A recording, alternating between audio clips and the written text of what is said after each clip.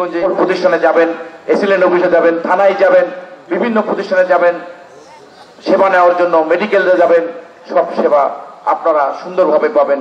সেই প্রতিশ্রুতি, সেই পরিবেশ ইনশাআল্লাহ সৃষ্টি করে আমরা ছাড়বই আশা রাখছি। আপনারা দেখছেন এবিএন 24 সংবাদ।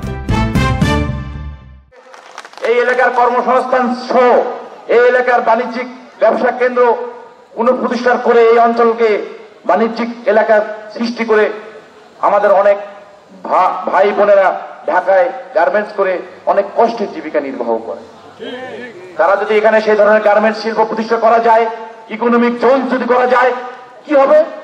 এখানে তারা বাড়িতে থেকেই তারা সেই কাজটি করে ঘরের সংসারও গোছাবে, অর্থনৈতিকভাবে সমৃদ্ধি হবে, তাদের ছেলে মেয়ে স্কুল কলেজ এবং ইউনিভার্সিটিতে পড়বে, বিদেশেও পড়বে। কি আপনার ছেলেকে বিদেশে পড়তে পারে না? ঢাকা শহরে একটা ছেলের পিছনে 5টা প্রাইভেট, কি ঠিক কিনা? রংপুরে একটা ছাত্রের পিছনে 3টে প্রাইভেট।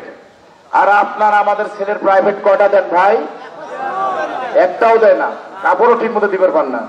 সোল যদি কয় আমার ড্রেস লাগবে, কয় আজ নয় কাল নেসবে।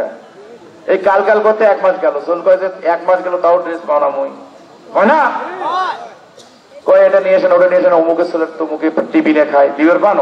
ওরা কিন্তু খায়, আপনাদের ছেলে মেয়েদের দিতে পারেন না। তারপরেও কিন্তু রেজাল্ট কিন্তু আমাদের ঢাকা বিশ্ববিদ্যালয় যে মেধা তালিকায় ফার্স্ট হয়েছে সে লোক একটা মাদ্রাসার ছাত্র, বুঝতে পারছেন? একটা মাদ্রাসার ছাত্র সারা ওই ভর্তি পরীক্ষায় ফার্স্ট হয়েছে মেধা তালিকায়। খোঁজ নিয়ে দেখা গেছে ওর বাপ হচ্ছে চা বিক্রেতা।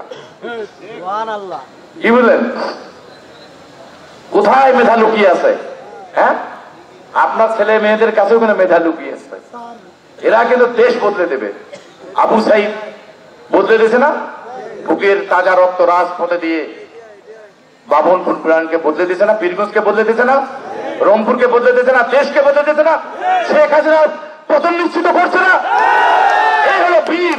এই বীরের জাতি আমরা কোথাও মাথা নত করি না। আবু সাইদ যেমন মাথা নত করে নাই, বুলেটের সামনে আপনারা আগামী দিনে নির্বাচনে মাথা নত করবেন না। বুলেটের মতো আপনাদের মত প্রকাশ করে আপনাদের বিজয় ছিনিয়ে নেবেন।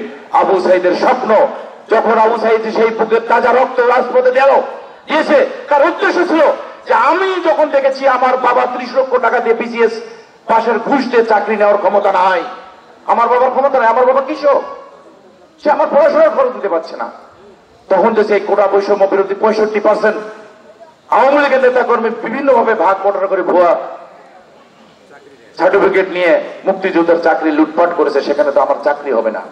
তখন সে সিদ্ধান্ত নিয়েছে হয় মরবো না হলে মারবো। তাই সেই বুকের তাজা রক্ত বিশ্বাস রেখেছিল যে আমাকে হয়তো গুলি করবে না, কিন্তু শেখ হাসিনার এদেশে তার সেই পুলিশ বাহিনী এই আবু সাইদের বুকের লড়াতে যেভাবে গুলি করে মৃত্যু নিশ্চিত করেছে, হত্যা করেছে, নিশ্চিত করেছে,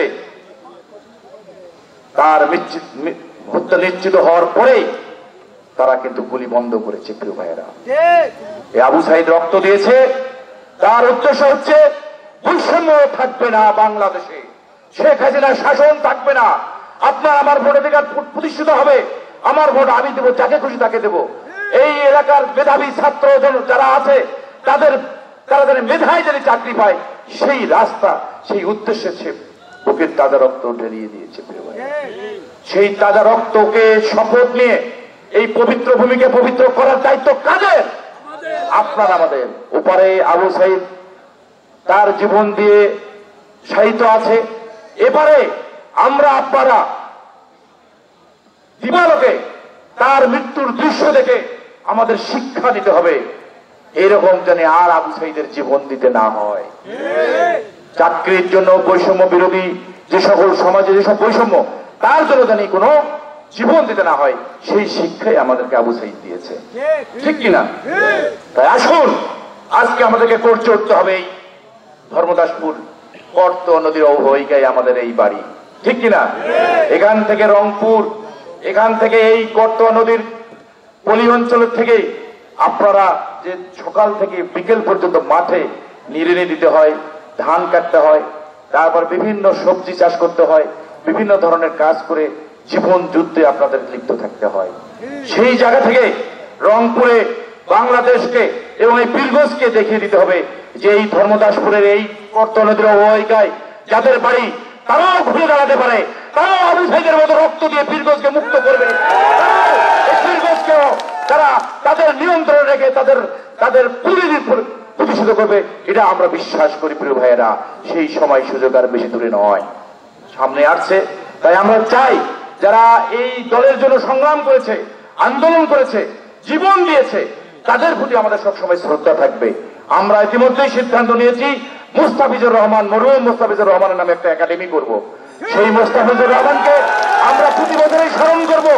সেই মুস্তাফিজুরকে তার পরিবারের প্রতি আমরা দেখভাল করব।